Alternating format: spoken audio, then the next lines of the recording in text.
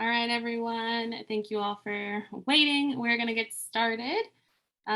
Welcome to Parent and Supporter Orientation. We are so happy to have you all here. My name is Vanessa Hara. I use the she, her, ella pronouns, and I'm one of the program coordinators with New Student Services at UC Berkeley. And I'm responsible for overseeing our Golden Bear orientation and Golden Bear experience, which you'll learn a little bit more about later in our session. And I will pass it on to David. Hi, everyone. My name is David Ortega, and I'm the Director of Parent Services and Communications here on the Berkeley campus. I am a loyal servant for the Berkeley parent community, and I too, at one point, was a Berkeley parent, a CalParent, and family member. We had a graduate in 2018, and my wife and I are also graduates of alumni of the university. So we're very excited to have this. We're excited to offer our suggestions and look forward to getting into this. So let's start. All right, so we're going to start with a roll call. So we want to kind of know who's in the room. So if you all are able to use your chat feature and kind of just tell us where are you coming from. If you are a parent, a sibling, a grandparent, a guardian, a supporter, are you a Berkeley alum? Just to kind of get to see who's in the room with us today and just kind of get a gauge. So if you feel comfortable sharing in the chat, that would be great.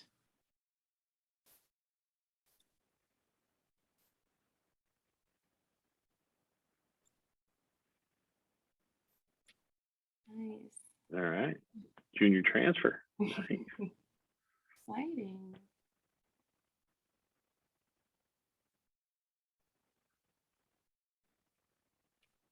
Oh, awesome.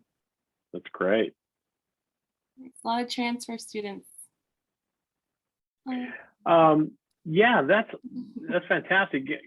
Junior transfer, it seemed like most of our transfers are from the state of California, but if not, let us know where you're from. Northern California, Southern California, or if you're from out of state, pop that in the chat, because this is what we would normally do in person. We would call people out, we raise our hands. This is a discussion. We want to make sure that you guys get as much information as possible. We got San Diego. Nice. I'm from San Diego. Hey, Rose. All right, LA area. Nice. Well, that's great. Well, welcome all, and especially you from the Southern California area. You come up and you're ready to get going with this nice weather, and not too hot, not too cold, all good. How many of you are sending is this your first, second, third student that's going out? I mean, the record is 6. We had a parent who once told us that this was their 6th student that they were sending off to college. Let us know. Third and final, empty nester. All right. Oldest, great. That's your first. All right. Youngest, empty nester. Rose Shoe. All right. And first, great. Well, there's a lot involved with that, isn't there? If it's your first, you're now sending your student off where, these are uncharted waters. Of course, they're transfer students. So what have they done previously? They've probably been asking for their privacy and been doing their own thing for a couple of years now, but not quite out the door. And now they're here. And so that's going to be something of a change for not only for you, but for the whole family involved. So that's going to be a great opportunity for your student and yourselves as you go forward with that. For those of you sending your last one out, your empty nester, like I am, finally, that's a good feeling. You've done your job. It's been a long road, but now it's over, and it's never over. But at least you know that you have your students all on the right track. So that's cool. Vanessa? Yeah, no, I love this. Thank you all for sharing. This will definitely guide our kind of discussion presentation today, kind of knowing who's in the room with us. Also, just congratulations, like your students did it. Like that is a proud accomplishment. They're coming to UC Berkeley. It's an awesome institution. Very, very excited and proud. I did want to take a moment to just, recognize that the past 2 years, kind of have been a lot. So, I hear from students and families that, we're eager to look ahead and to use this transition as like a marker to move forward. While we're all excited to celebrate this, we also need to, recognize just, the pain and grief around everything with COVID that's happening. And this is context from just being up here in Northern California and working in a job that like I've been able to work remotely. And I know that that maybe hasn't always been the case for you as a parent or a supporter or for your students. So to that end, we're so happy to celebrate in your joy of watching the confetti fall down the screen as your students read their acceptances. And we're eager to support your student as they take on this new identity as being a Berkeley student. So we encourage you all. There is a Q&A feature on the webinar. So if you have questions throughout the presentation, please put them in there. We will also have time at the end to answer any questions. We also have 2 students who can speak to the student experience at the very end if you are interested. So use the Q&A feature, use the chat feature. We got people working behind the scenes and I will hand it off to David to get us started. Yeah, well, it's a partnership. That's the one thing that people need to understand when you go off to college, when you're sending your student off to college.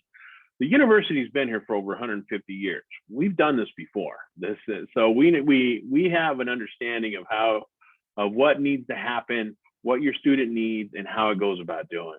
How they are supported, however, is that partnership.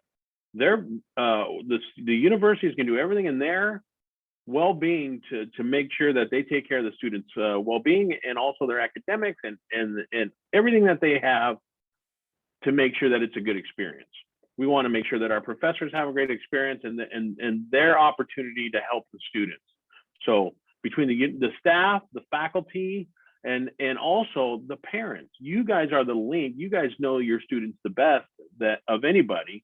So what you bring to the table is so much more than what we can bring to the table, but it's a partnership. There's so much to be had for your student, and there's so much that they can get into, and also that the parents can get into, and the families, and to engage in this campus. So make sure your student understands that. You want to coach them through this university, and in a sense where you're not trying to take over, but you're just trying to offer advice, because the students look to you for answers. So we're going to give you a lot of information as you go through this whole process, and we're going to send emails. We're going to get information out on our website. We're going to get it out via Facebook discussion groups, and we're going to try to inform you with as much information so that you can offer that to your student in this partnership. So everybody's going through a transition, there's so much happening, with this whole COVID, with the whole family, right now with an Omicron, infections running rampant. There's just so much, and so much of it is transition, and how do you deal with it? So, in 2020, we were talking about people just home full time, not coming back to campus, or being on campus with just a skeleton crew here. So there's so much going on. We can't ignore the fact that this whole experience has been hard on everybody. So know that your student, when we were in 2020, in 2021, when we had students at home, we're still asking them to take out the trash, to feed the cat, do the dishes and what have you. And they were trying to really hunker down and do their schoolwork, because if they were at school, they would have had, as many amount of hours in the studying in the library or the cafes as they are in the classroom. So there's a whole lot of change going on. Now that students are here, they're going to be able to really start to hunker in on their academics and what they're doing. But it's going to be a change for you because they're not readily available. So I think we all should understand that. I think that the younger siblings are going to need to understand that. They're and the grandparents and everybody who has relied or talked to your student at home is going to go through a little bit of a transition. Yeah, and I would add to that that, through your students' first semester, they're going to be learning a lot as like an independent adult, which will have a large impact on your relationship with your students. So you won't always be there to answer every question for them. And each experience is unique, but here's some things that you may see. So like the early part of the semester, it'll be filled with excitement, pride, both feelings of freedom and loss, depending if your student is living on campus or moving out. As the semester progresses, your student may start to experience some stress, some homesickness, or even roommate challenges. That happens. They'll start running into challenges that they will need to handle on their own. And towards the end of the semester, you'll experience the stress about finals and projects. So you might hear that, like they may be calling you home and letting you know what's going on. Or maybe the opposite, you won't hear from them because they are so busy prepping for finals and studying. And for a lot of them, it's the time that they're going to go back home for the first time in the semester. So for parents and guardians who are here with us today, like it's definitely difficult balancing like this new adulthood and being there for your students. So be mindful that the relationship dynamics might change, and that's okay as your student grows. So this takes us to coping with change. So change is a part of our lives, the good, the bad, and the ugly. But the skills of handling all change with ease doesn't come naturally. In fact, you and your student have been preparing for this probably for months. Like, do you remember your student applying to Berkeley and that whole process? But it's here and it's finally arrived. So there will be highs and there will be lows, both for you and your student. Make sure that you're celebrating the good days and don't let the bad days weigh down on you too much. Try to take cues from your student about what they need. As of this moment, how are your students acting? Are they currently straddling two worlds, like their past college experience and time with friends and home? They may have known for like many, many years versus now, this new identity, being a Berkeley student, a new city, a new campus, new people, new resources. So just being mindful, coping with change might be a little bit tough, but they'll get through it, and so will you. Let me add something to the coping with change too. Your student might go through what they call like this imposter syndrome sometimes when they don't, did they get it right? Am I supposed to be? Heck yeah, you're supposed to be here. This campus was made with the intention of transfer students coming to Berkeley and coming to all the UC schools from the community colleges and engaging in this process and actually bringing to this process so much more than just a normal freshman through to senior year. The community college student is such a great opportunity for all of us to learn about the education process as we go through it. So if your student ever says that, just make sure, just understand, but know that they're meant to be here. We have done, like we said, we've done this for a lot of years, and we know that our transfer students bring such a wealth of experiences and expertises in other fields, and they bring that to Berkeley, and it's well warranted, and they should just feel comfortable. Try to get as comfortable as possible. And the one thing I do hear from the transfer center all the time is to make sure that if your student gets here, make sure they engage immediately. Not that they have to work, they're going to have to work hard at school because everybody does. However, make sure that they get engaged in clubs and find their groups that they're going to hang out with, or do things, any interest that they have, take full advantage of that. Okay.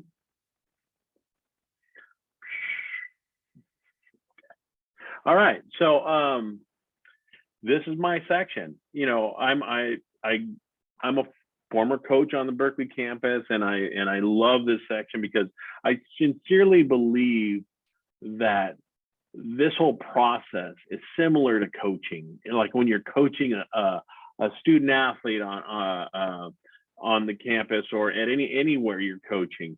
I just want to point out a few of the fantastic coaches we have on our campus right now. Right here we have Terry McKeever, Jack Clark. Terry McKeever, our swimming coach, is the U.S. national swim coach. Dave Durden, our men's swim coach, is our national swim coach. I mean, these are phenomenal coaches. Jack Clark, who's won more national championships in rugby than I can shake a finger at. It's great. Diane Ninemeyer, national champion. There's Justin Wilcox, our newest football coach, who's doing a wonderful job.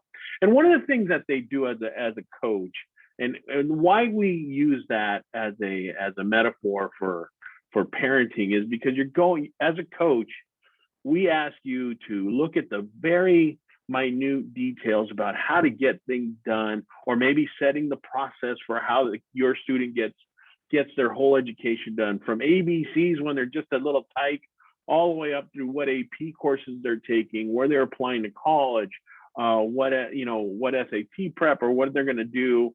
All that, you're encouraging them, you're engaged with it, you're in the process, you're in the weeds with everything that's happening through high school.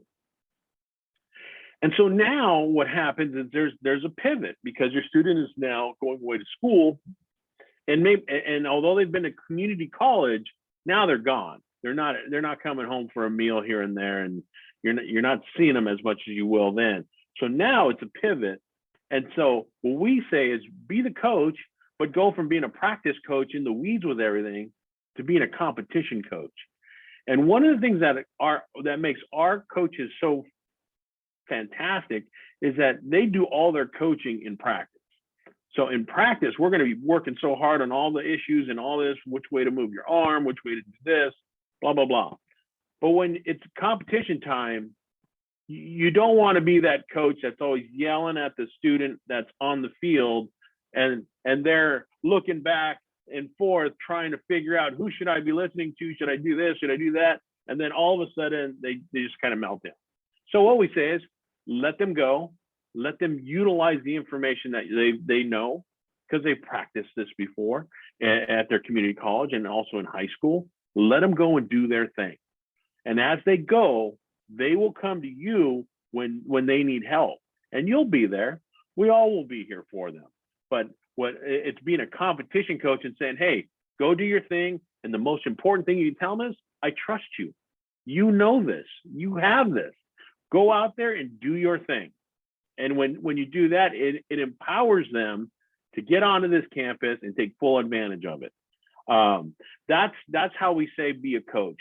Go from being a practice coach, which you've been, to being a competition coach, and just giving them a nod like they know what they're doing, and send them off into the Berkeley world, and they can compete and do their thing. So that's what being a coach is. Nice. And that kind of transitions us into challenge and support. So people experience the most growth when they are continuously experiencing an appropriate balance of challenge and support. So some few tips to use with your students. So one, like readiness, so maturity, conditions, and timing. They got into UC Berkeley, as David said, like they have demonstrated the ability to meet the challenge. Challenging your students is also important. So challenging them so that they will be pushed to grow and learn from their experience, and then supporting them. So too much support, right, can result in no learning. And support should come in a form that is conducive to a student's exploration, right, of their identities and their values, in a safe and encouraging way. And they are actually going to start doing that this week with orientation and kind of learning how to explore their identities and their values. A note on this, we need to call out and acknowledge that, there are various barriers and challenges that that students and their families have overcome to make it to today. We can't forget that. So while every one of us has experienced this pandemic over the past 2 years, we have not felt it, like I said, proportionately. So,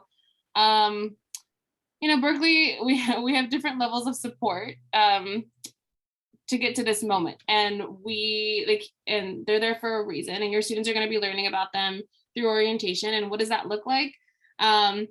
Likely you're here with us today because you want your student to succeed, right?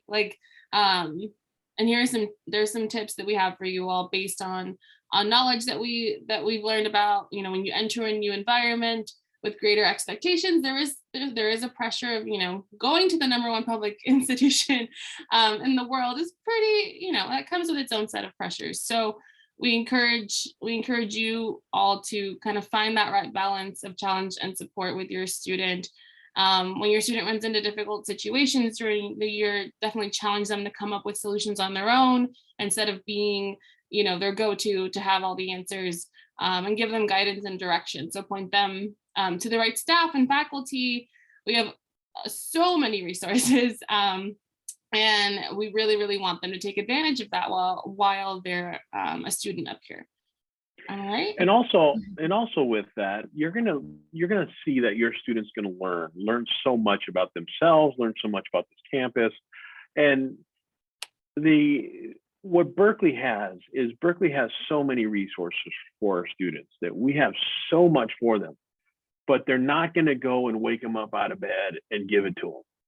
You need to go and ask for help. You need to find the professor, go to office hours. You need to go to the Student Learning Center that has tutors for free for a lot of the general classes and some specific stuff with things that you might need.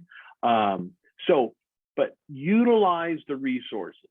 It's one of the things that makes our students independent, and one of the things that our career service, which is one of the things they should do, is sign up for the career service as soon as they get on campus. The career services has said to us, people love our Berkeley graduates because they don't have to be handheld through processes. They understand processes and they know how to dive into their work, understand where they're at, and get going with it. They're not people this is their words, not mine, that from all the people coming to recruit our students, that we have self-starting students who know how to get work done. And that's part of the process. So it's not that everybody needs to do something for your student, but your student needs to work hard and get all these resources and utilize them, and then they'll understand how to work the process and how to get through everything that they need to get through. But remember, career services is one of them that they should sign up for as soon as they get here. Okay, and they'll go through that in orientation for them. Mm-hmm. Yeah, great point. Next is communication. Communication is the answer. You want to make sure you start a dialogue with your student. You want to make sure that they understand that you have some skin in this game as well. If you're paying for it, or if you're supporting them through this whole thing, this is their education, and they're gonna do what they need to do. So you need to create some sort of peace of mind plan where you guys can talk about things. What's going on? How do I know that you're doing well? And it might just take a text during the week. Hey, I'm doing fine. How's everything going? Or a call just to know that you guys are doing well. And it might even be a FaceTime, because I know with my daughter, when she was at school, I wanted to see her face, and I wanted to make sure she's eating and she's taking care of herself and everything's fine, and so that we could talk about those things. So whatever you decide, make sure that you both decide on the same thing, and that you guys agree to a kind of a communication plan. And you want to make sure that it's realistic. It's not every day, but it could be once every other day, or just whenever they feel like they're walking to class and they have a couple minutes and they want to call you as they're walking to class. That happens with a lot of students. I had that with my students as well. I have a freshman at another university right now that we get a call every time. Well, she talks more with her mom, to be totally honest. She calls me when she needs something about my specialties, but she calls my wife on a regular basis. But I'm lucky to be in on some of those as well. It's great. But so just make sure that there's expectations. Then also make sure you guys have a communication strategy where you're talking about academics as well, academics and finances and all that stuff, because to make it not such a big deal, you need to make sure that you're talking about it. So when you're talking about seeing grades, if you want to see grades, if you're paying for it and you have an agreement that, hey, just make sure you're doing well and let me know how you're doing. Make sure that there's a conversation about that without the ultimatum of hey, you show me your grades or I'm not paying for school. That it's a plan. We've planned this out. We understand what we're talking about. When we all want to talk about you being successful at the things that you're doing. So make sure communication is the answer for your relationship, and I hope that really helps you as you go forward. Communication is very important. So now we're going to transition now into more like logistics, including resources for you and what your student will be experiencing during orientation, which starts today. And before we do that, I wanted to share a law that will likely influence how the university is able to engage with you and your students' experience. So we're going to cover FERPA, which stands for the Family Educational Rights and Privacy Act. Some of you may have heard about this. I'm going to break it down so it's easier to digest. So what is FERPA? All educational institutions which receive federal funds are required to comply with FERPA, an educational record for educational records. So when you think of like accessing your students' grades, any information that the university has, their grades, any statuses that they have, any registration holds, anything from that the university is responsible for in our records that we maintain, we cannot share with family or anyone outside of the student without permission. So an educational record is any record which is maintained by the university or an agency or a party acting for the university from which a student can be personally identified. FERPA covers all students. The student must give permission for educational records to be disclosed. It prohibits sharing a student's education records unless the student has given their permission, and it gives parents certain rights with respect to their children's education records. So these rights transfer to the student when they turn 18 or attend a school beyond high school. So navigating FERPA, all educational information will be given to the student, not to parents or family members. How is this a roadblock for you all, and what does it mean for you? So as a general rule, all educational information will be given to the student, not to parents or family members, and college students are considered to be responsible adults who can decide who receives this information about them. The university representatives are prohibited from discussing this information about any student's academic records with parents. Does this mean that you have no way to find out about your student's educational information? The best way for you to find this information is to ask your student directly. It's a family issue rather than an institutional issue. It's an opportunity for more communication, as David was talking about earlier, between you and your student. Have an open conversation about this. And students are the ones that can grant you permission to get this information, and they can figure out how to do that if by going into their Cal Central. They can also look up FERPA, UC Berkeley to kind of see what process is needed for them to share this information with you. And just communicate, set those expectations, speak with your student about how much information they want to share, and start the conversation early. That way you and your student are on the same page from the very beginning. All right, so just want to get that out there. We're gonna watch, actually I'll let David. No, go right ahead. We're gonna introduce CalParents and Families. Awesome. Okay.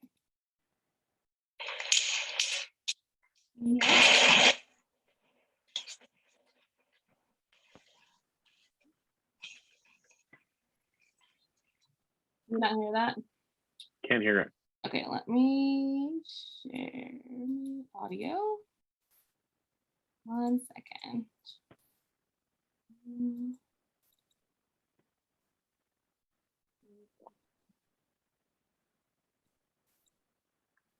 Okay.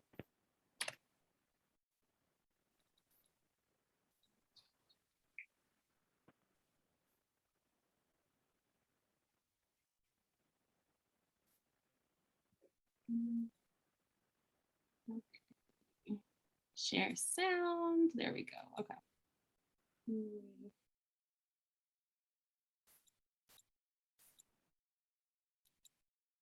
All right, David, can you still see the screen now? Let's load it.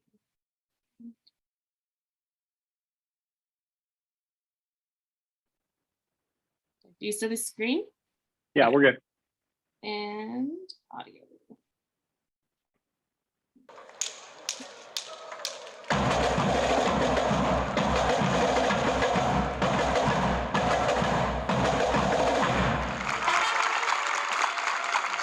Good morning. Welcome to Berkeley and to Cal Day. Every time I come here, we love it because the people, I'm a people person, so it's just like, wow. Berkeley has this magic. There's an energy that kind of flows around here that you can't articulate, but you'll feel it. On behalf of UC Berkeley's campus community, I want to extend the warmest of welcomes to you, the parents and families of our students. We are grateful and honored that you've entrusted us with your students' education. It's a responsibility that we could not take more seriously. As a parent, I can remember the pride I felt when my own children went off to college, but I also recall the concerns I had for their well-being. Fortunately, the pieces are in place to help your student thrive, not just survive. CalParents is your central resource for parents, guardians, and families to connect with the UC Berkeley campus. Here at CalParents, we're trying to help you make this big university into a small community. We do that by allowing you to be engaged with the campus and other parents. I'm a part of CalParents because I had such an awesome experience, and I wanted to make sure that I could pay it forward and help other parents feel comfortable as they're dropping off their freshmen or their new students to UC Berkeley. There were question and answer sessions, there were one-on-one discussions. Parents were made available to me, parents who had gone through the process, to sort of ease my mind around safety and security, housing, and just resources that are available. Our buildings are on card access, so your students get an ID. We call it a Cal1 card. It's a great way to stay connected with your students in an indirect way. CalParents was instrumental in helping us get involved in our daughter's life without being too involved in her life. They showed us how to navigate the online system for her grades, for making sure her bills were paid, and for making sure that she had a place to eat. However, we didn't want to seem too invasive, so we were able to make sure those things were handled without making our daughter feel uncomfortable. We feel like now we have a partner guiding us in the areas where without them we wouldn't be able to do it. CalParents also gives parents an opportunity to give back, and there are numerous ways that you can do that. Philanthropy is one of those, but also being able to volunteer your time. I decided to get involved with CalParents because as a proud alum with two daughters here, it was a great opportunity for me to contribute and give a little bit back to the university. I feel an official connection to the campus, and I appreciate the celebration of that and the opportunity to talk to other parents. It's great. The benefit of being a CalParent is that we have a community ourselves. In addition to our student going to Berkeley, it's not just a 4-year stint. As a parent, then we are spreading the opportunities and the information about Berkeley to create a community of CalParents where we live. It's really upon all of us to get involved, and I think CalParents has really done a great job of showing us how we can channel our resources, whether they be talent, whether they be monetary, whether there be gifting, whatever it happens to be, how we can use our resources to make a huge difference in this university. How's your sophomore's experience been? We're pleased that a large number of CalParents choose to participate in the life of the campus. Each year, CalParents donate tens of millions of dollars to campus initiatives and thousands of hours in volunteer time. Welcome to Cal Day. We are all here to make your entire family's time at the world's greatest public university the best it can possibly be. Fiat lux, and go Bears! Go Bears! Go Bears! Go Bears! Go Bears!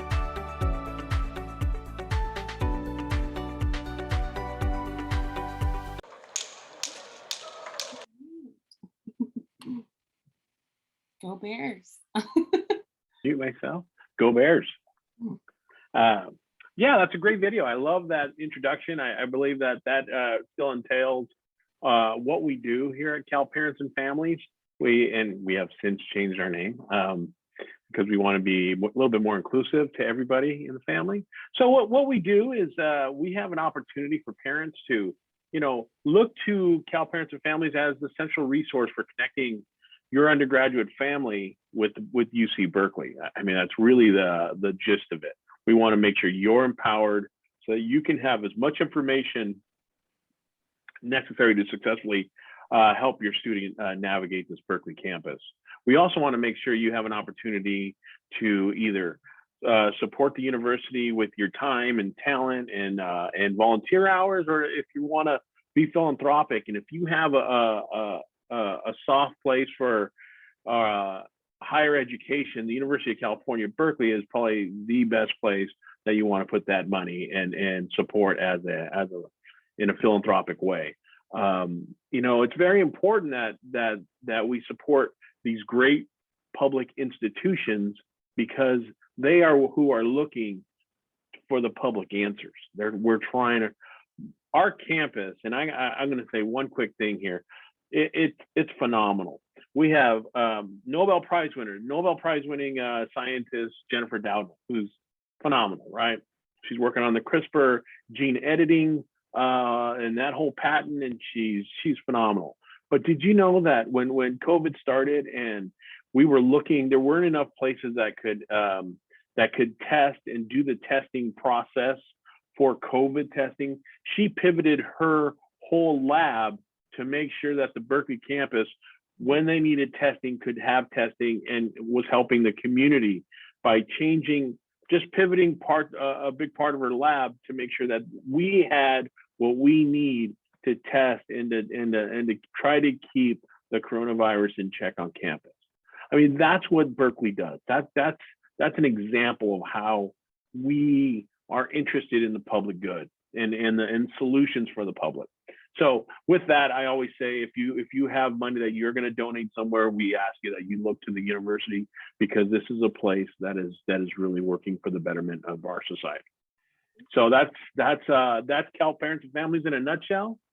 And and here are some vital information for you. CalParents is our website, .berkeley.edu. We have an email, calparents@berkeley.edu. And I answer that, so that whatever you need, I'll answer those questions for you. Philanthropy is give.berkeley.edu/parents. And then we also have a volunteer opportunity. We haven't had it up on our website, but that's, if you want to take a look at that, we're going to reinstitute it now that we're going more in person.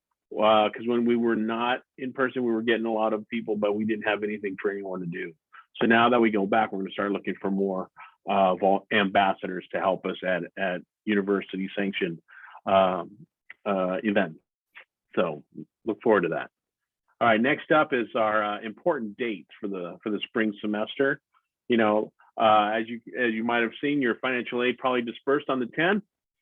Moving today for any of the students who are moving into university housing. And I think we've been sending this to you in an email form as well, so that you will know exactly what's going on for the campus. You might want to take a picture of that just to make sure that, or a screenshot if you're tech savvy, in order to keep that on your computer. But it's also, if you ever want the academic calendar, it's very simple. Just put academic calendar Berkeley, and it'll pop up. Okay, that's it for me, I believe. Yeah. All right. So I will be going over GBO. So GBO, we love acronyms here. It stands for Golden Bear Orientation.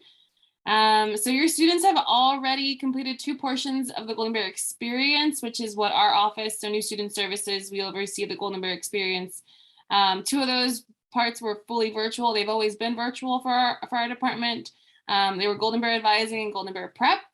Those online modules helped your students connect with an academic advisor, enroll for spring semester classes, and begin to understand life outside of the classroom, including resources, so that once they arrive physically on campus, they will have some general knowledge and resources to get connected with.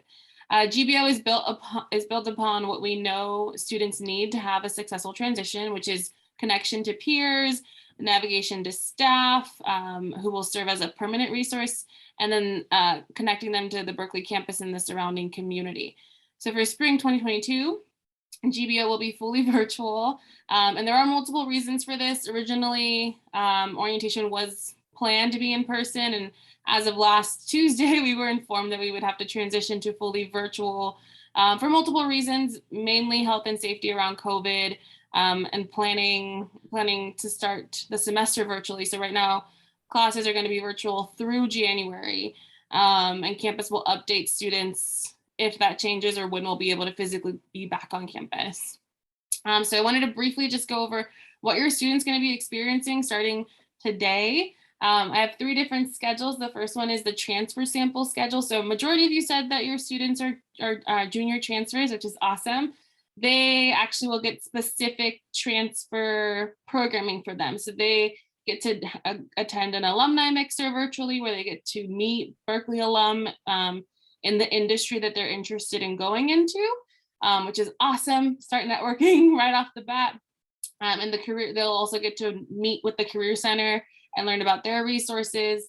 There's also going to be a specific transfer welcome and student panel. So immediately starting today, they're going to get connected with the Transfer Student Center, which is a huge resource for transfer students to meet other transfer students, but also to get the support that they need with their transition to campus. Every student is in a small group. So if your student is a transfer who lives on campus, guess what? They're in a small group with other transfers that live on campus. If your student is a transfer who's commuting, they'll be in a group with students who are commuting, and their small groups are going to be led by current students, our orientation mentors, and they will be they're guiding light the next 3 days. They will be having small group conversations with them, dialogue around what they'll be learning, and getting them connected. So this is the transfer schedule. We also have some fun late night programming where they can win some prizes, and some mandatory programming around health and wellness, diversity, inclusion, and belonging. If your student is an EAP student, so these are students who studied abroad and who are coming back for their orientation and for their first semester at Berkeley, their schedule looks a little bit different. They will have their own orientation tomorrow as a part of our orientation with the Berkeley International Office, and they will also get to attend all the transfer programming. And then first years, if any of you are parents or supporters of first years, same schedule, just they don't get to attend the 2 transfer events, but everything else is still included. So they'll be learning a lot over the next 3 days, and even though it's virtual, we are setting them up for success so when they do transition back to in-person, that they have everything that they need to feel connected, and their orientation mentor is someone that they can stay connected with throughout their time at Berkeley, to serve as a mentor and to really help them feel like they belong and get that sense of belonging on campus. All right, so we covered a lot, and now it's your time to ask us some questions. Before we jump into the questions, I do want to invite our 2 students to turn on their cameras if they feel comfortable, to just introduce themselves, and then we will get questions going. So if either one of you can start. Yeah. Hi, I'm Christine. I'm a junior, 3rd year at UC Berkeley studying sociology and public health, and I'm the student coordinator for the new Student Services, helping with the orientation programming. Hi, I'm Kaylin. I am a senior here at Cal, so 4th year. I am studying geography as well as society and environment, and I'm the CalParents intern. Great to have you all here. All right, so if you all have any questions, please feel free to either ask it in the chat if you'd like, or you can also use the Q&A feature, and we will try our best to answer them.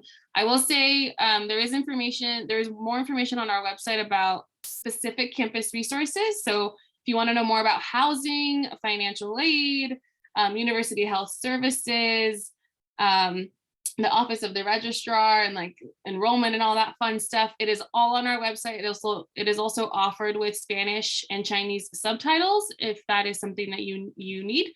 And that information is straight from our campus partners. They made those videos for you all. And if you have any specific questions to your student, we may not be able to answer them live today, but you can always shoot us an email, either nss@berkeley.edu, or is it calparents@berkeley.edu? Yes.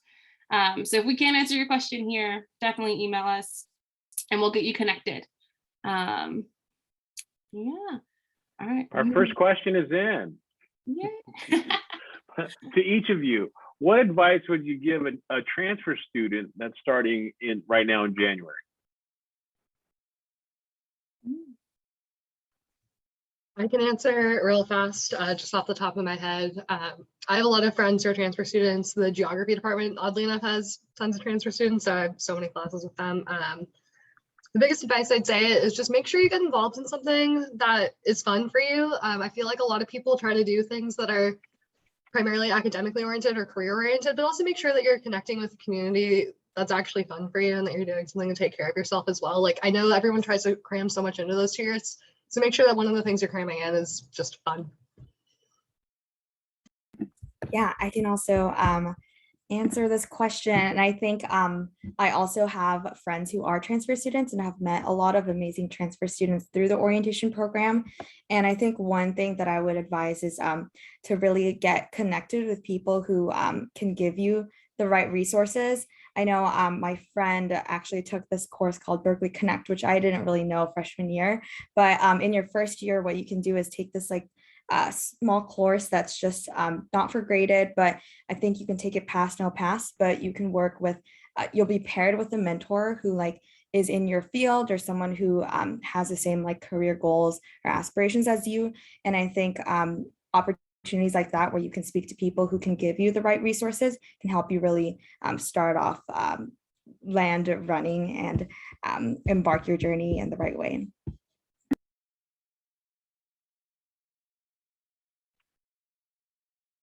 Yeah, I heard they're really great. And I wish that I could have taken that class before. All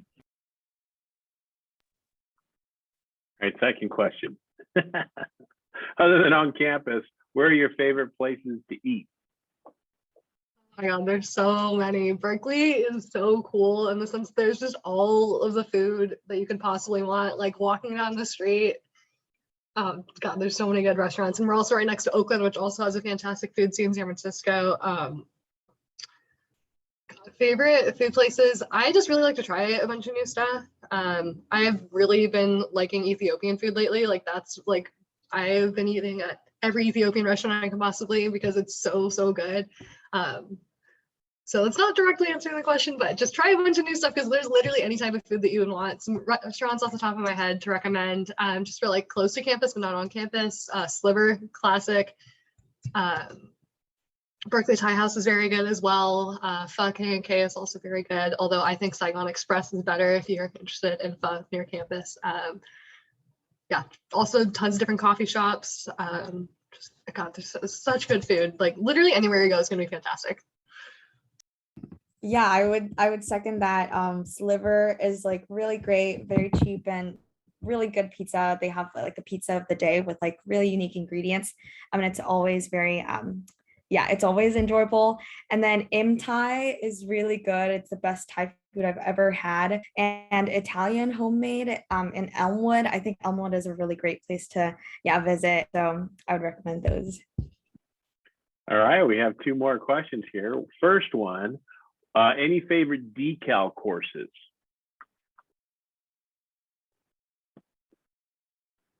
Let's go with Christine first. Yeah, I know one that my friend is leading, and this is the Pixar Disney animated movie decal. And so they kind of go into the meaning of these films and then also like what you can take out of that and like analyze everything. And so I think that's a really fun course. And then another one that I took was just a class I took for the suitcase clinic. I joined a club where we get to help with homeless outreach and social justice, and that decal was really really helpful into learning more about my passions for social justice and like what I can do as a student to get involved. Never actually taken a decal, but I've taken something similar. A lot of clubs like Suitcase Clinic have a separate like seminar or a separate decal that allow you to get course credit for the work that you're doing outside of campus. Like for instance, I did one that's centered around education because I was involved in a really predominant education club on campus. And I did another one that was surrounded on queer history because I was really involved in that. So just look into like if your students are interested in any clubs, see if they can get some course credit for it because it's a lot of fun. And the education one actually worked for the education minor. So just cool things to think about. Cool. Here's Amy. Amy asked a question, do most juniors and seniors live off campus? My daughter's a junior transfer lit major.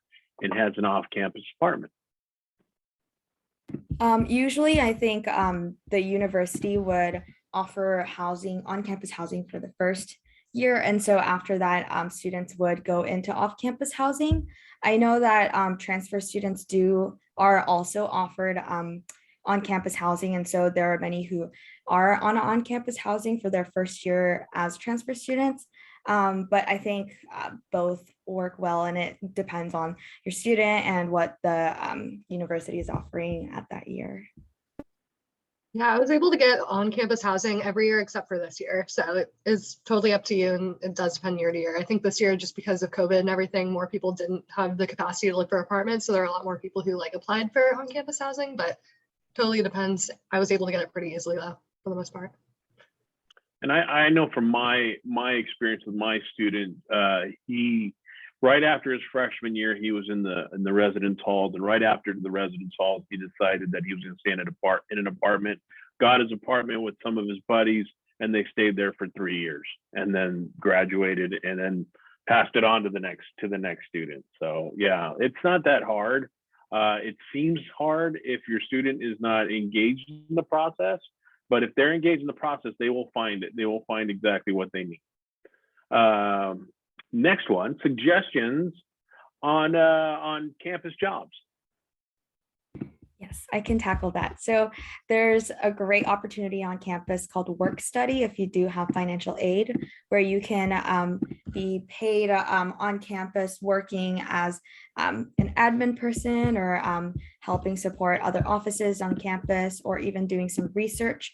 And that opportunity is really great to get to know people on campus and to be connected to different departments, and also get financial aid as well as being paid. That would be a great opportunity. And then another is joining clubs that are professional fraternities or clubs that target helping you find internships and jobs beyond college years.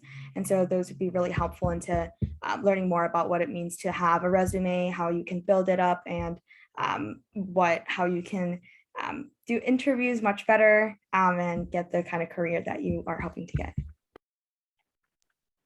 I want to shamelessly plug my current job. I'm a campus ambassador as well as being the CalParents intern. It is the best job in the whole world. I absolutely love it. It's just a group of such incredible individuals that I've been so lucky to meet. It's really been a way that I've been able to connect with campus as a whole, because everyone who is a campus ambassador is crazy connected on campus. I'm so grateful for my experience being a campus ambassador. You don't need work study to be a part of it. So if you don't have work study, but you still want a job on campus, it's a good way to go about it. Also, we do take work study, so it really is up for anyone. You just have to have a passion for the university and go off, have a ton of fun. It's literally the best job ever. I cannot say enough positive things about it. Vanessa, you want to ask that question? Yes. Well, before I ask my question, answering this, you could do what Christine did too. She started off as an orientation leader. You could volunteer for student orgs, and that then have opportunities for you to have a paid job position. So within our department, New Student Services, you could volunteer to become an orientation leader 1 year, and the following year you could apply to be an orientation mentor, which is a campus job. And then if you're interested to do it a third year, you could become a student coordinator and get paid to have a full academic year job and get that experience. And also get to program, Christine gets to program and put on events for over 10,000 incoming students. And that is a lot of good experience with transferable skills, regardless of any field that you're going into. So a lot of opportunities. Another question. So what campus resources have you all used, and how have they helped you during your time at Berkeley?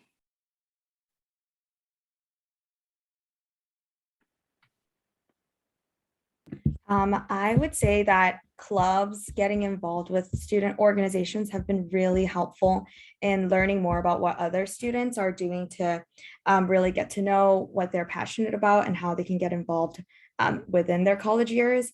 I think also those clubs usually have resources such as professional development resources or tips on career development. And so those have been really helpful. And then another is just a typical like easy way to just go to office hours and ask professors for any tips or advice or even support academically. Those have been really helpful for me to really enjoy my college experience. Yeah, just to add on to that, I've also used the Student Learning Center for some tutoring and such. I had a class my freshman year that I just struggled with so much. So I went to the Student Learning Center all the time to get help for that. I also want to advocate the health resources on campus, both the mental and the physical health resources on campus. I think those are really, really important, especially with everything going on right now. There's so much availability for COVID testing. Like it is very, very easy. And just the mental health resources are fantastic. Like they had a hotline if you ever need anything. They also have free counseling sessions. They recently changed it so that if you like request a counseling session, you can get it same day appointment rather than, you know, a couple years back when I started at Cal, it was you had to like wait for an appointment. But no, they're really making sure it's a priority to help address whatever you're going through at that given time. So definitely recommend all the health resources, especially the mental health ones. I love that. I'm a huge mental health advocate. And at Berkeley, you know, it's a lot of pressure as a student, working with students every day. We definitely hear, you know, how especially like as a first year, it's a learning curve of having to balance your academics with your social life. And then if you have a job, that as well. And then Berkeley students love to be involved. So on top of all of that, they probably also are involved in clubs and organizations. So definitely good mental health resources on campus for sure. All right. Oh, got one more question. All right. So can a student who has a health insurance waiver use the campus health office? Yes. Someone else answer this. I'm not sure. I can answer that one real fast because I have health insurance because of my mom, who's a California educator. So I haven't used the university health insurance and I haven't needed it. Some resources I will say are a little bit easier to use than others. Like I think the mental health ones are the easiest to use if you don't have on-campus insurance, but everything's available. Generally, it's pretty much the same. You just provide your insurance card rather than being like, oh, I have the student health insurance plan.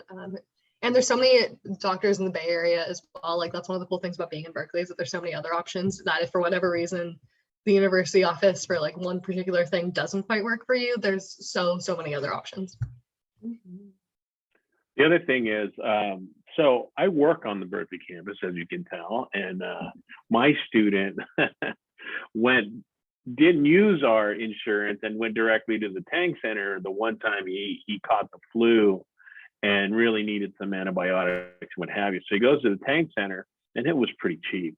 I mean, I had waived out of the insurance, the ship insurance, but it wasn't that expensive to pay that. And typically, if you have other insurance, you typically would take that and maybe get a reimbursement from your insurance company. But if you need immediate urgent care, that's a good place. They also have some recommended urgent cares in the neighborhood. And then we also have Altabates and Summit Medical within a 10-minute drive. So your students can be seen. But make sure as your student is here that you investigate exactly where they take your insurance so that he or she can make sure they know where they're going. All right, another question. So how impacted do clubs get and what suggestions do you have to be successful in joining? I have heard it's very competitive and there are limited spots. Yes, so I can tackle this question.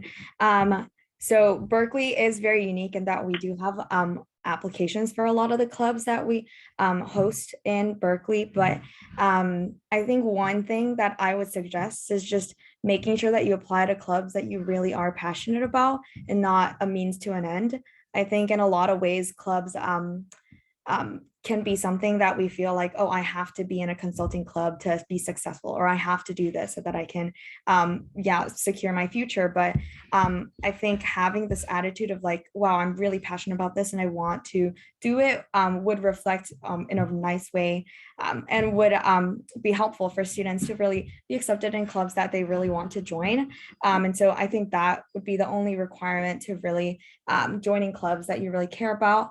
And then another advice would be just to reach out to members, club alumni, or people who are in the club, and to ask advice and see if they have any suggestions on how they can apply and how their application should go.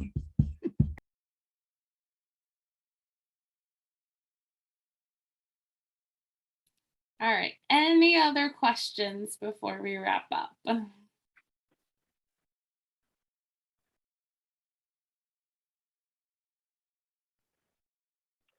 Well, Vanessa, as we're waiting, I just want to say thank you to the parents who joined us. I want to make sure that you know that you have a resource here with CalParents and Families, myself, along with our distinguished colleagues in the Parent Philanthropy Office as well.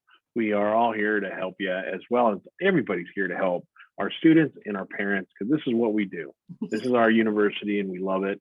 And we are great. We really want to help people as you go through this process, because somebody helped us when we were in school here. Thank you. All right, y'all. And just a reminder, if you wanted to rewatch this session or wanted to share it with someone else, another parent or supporter, it will be posted on the parent and supporter website. I'm sure David will probably post it on the Facebook. So we will have a video recording of all of this, and more resources are online. Feel free to reach out to us. If we don't know the answer to something, we will find the answer for you all. So best of luck to you and your student, and we will wrap up. So thank you. Take care.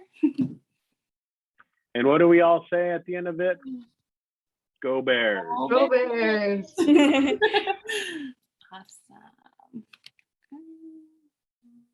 Second.